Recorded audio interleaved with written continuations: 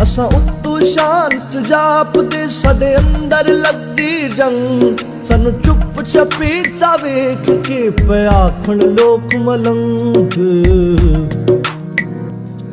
असा खुब्बे गम देखो बड़े साडे लंबे हो गए केस पाताने बाणे सोच दे असा बुनदे रहंदे केस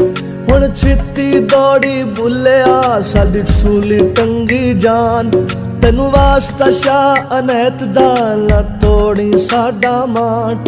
असा पैरी पाले घुंगरू साडी पावे जिंद धमाल साडी जान लबात से अपड़ी हुण छित्ती मुख विखाल साडे सिर ते सूरज हाड़दा साडे अंदर सीत सियाल बन छाहण चेतर रुख दी साडे अंदर भांभड़ बाल